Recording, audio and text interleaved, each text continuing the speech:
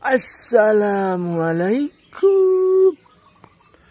Assalamualaikum.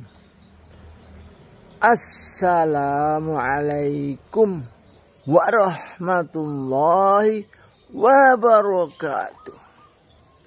Saudara-saudara.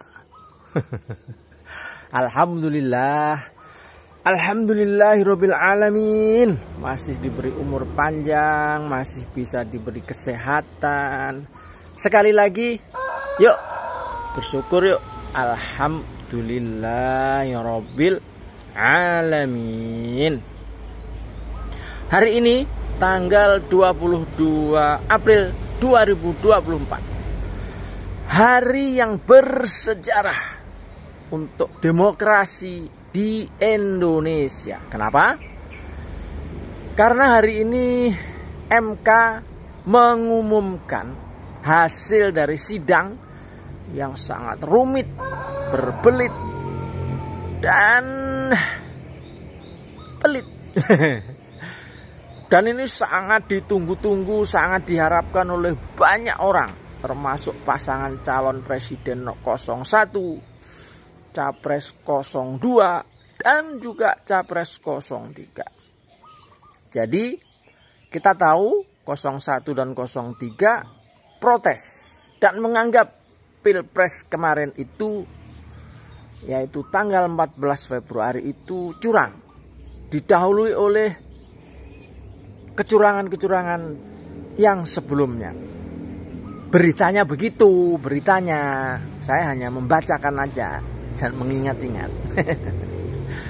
Jadi kenapa hari ini dianggap sebagai hari penting, bersejarah, dan akan menjadi catatan sejarah Indonesia dan bahkan dunia? Karena disitulah apakah demokrasi benar-benar ditegakkan, apakah hakim-hakim itu benar-benar sebagai seorang hakim, atau hanya cecunguk-cecunguk, atau hanya orang-orang, mohon maaf, profesor-profesor yang bergelar tetapi bodoh. Itu kata-kata bodoh itu sama dengan kata-kata dungu. Maksudnya bodoh itu bodoh, ya bodoh gitu. Artinya dengan keilmuannya, dengan kearifannya. Karena apa? Hakim itu biasanya disebut yang mulia. Jangan sampai kebalik menyebutnya. Harus yang mulia. Tuhan hakim yang mulia. Jadi mirip-mirip malaikat lah keputusannya itu. Hanya memang ketua MK yang sebelumnya bukan disebut malaikat, tapi disebut mirip-mirip iblis katanya.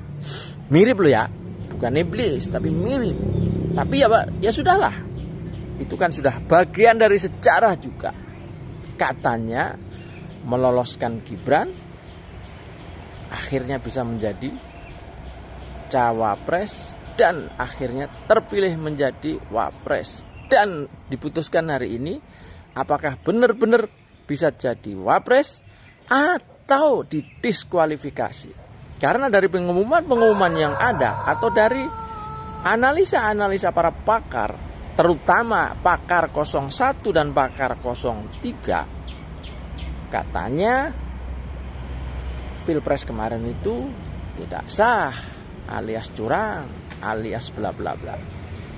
Jadi ternyata pakar itu bisa punya pendapat beda. Pakar 01 dan 03 punya pendapat Pilpres curang. Pakar dari 02 punya pendapat Pilpres kemarin sah, meyakinkan, dan demokratis. Saya sebagai seorang pakar ndeso tidak bisa memberikan komentar kecuali mengikuti para pakar-pakar itu aja. Tapi saya hari ini mumpung belum diputuskan, sekedar memberikan nasihat saja. Kepada apapun hasilnya hari ini, tapi saya memberi nasihat khusus kepada adik saya. Karena usianya lebih tua saya, maka saya sebut adik saya, Mas Gibran alias Dek Gibran. Nasihat saya adalah seandainya, sekali lagi, seandainya, jika saja ternyata hari ini Anda didiskualifikasi untuk tidak mencalonkan atau tidak jadi wapres, maka nasihat saya seperti yang menjadi prinsip sampean, menang ora opo-opo, kalah ya wis. Ora jadi wapres ora opo-opo, tetap jadi wali kota. Ora jadi wapres ora opo-opo, tetap jadi anaknya Pak Jokowi. Ora jadi wapres ora opo-opo, Mas Gibran tetap adik saya karena usianya lebih muda, gitu kan? Dan saya punya nasihat dan punya harapan, siapa tahu di 2029 nanti kelak justru panjenenganlah bisa yang menjadi presiden. Dan itu sudah saya tuangkan di dalam buku ini.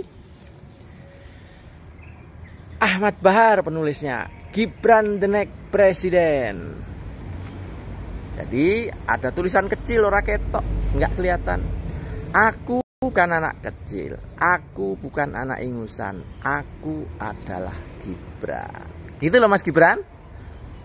Ayo, kira-kira dengan nasihat saya setuju apa enggak? Ayo, dengan pendukung-pendukung Mas Gibran, dengan nasihat saya setuju apa enggak? Jadi kalau hari ini dipaksakan menjadi wapres, memang selama 5 tahun ke depan Indonesia akan ruwet, tidak aman, tidak nyaman gara-gara panjenengan. Tapi ya gitu dah. Selanjutnya saya nggak bisa berkata-kata lagi. Sekali lagi nasihat saya, seandainya Mas Gibran kemudian diputuskan tidak boleh menjadi wapres oleh Mahkamah Konstitusi dan panjenengan awak-awak, maka saya kira satu-satunya nasihat adalah oke, nggak jadi wapres gak apa-apa, tetap jadi wali kota. Nggak jadi wapres nggak apa-apa, tetap jadi anaknya Pak Jokowi. Nggak jadi wapres nggak apa-apa, tetap jadi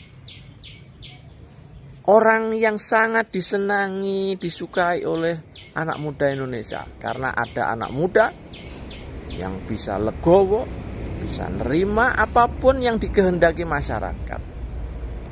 Kepada para pendukungnya Mas Gibran, nggak boleh marah dong. Mas Gibran aja nggak marah, kok kalian marah?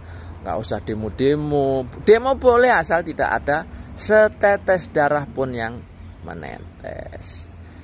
Moga-moga hari ini juga nggak ada kaos, nggak ada kerusuhan, nggak ada keributan. Tenang, damai. Para kawan-kawan di polisi, TNI, ayo kita tenang, santai. Para demo, para aktivis yang akan demo, ayo tenang, santai. Hidup tenang dan santai adalah cita-cita saya juga. Begitu? Saya Peci Miring Ahmad Bahar melaporkan dari kampung di Blitar. Assalamualaikum warahmatullahi wabarakatuh.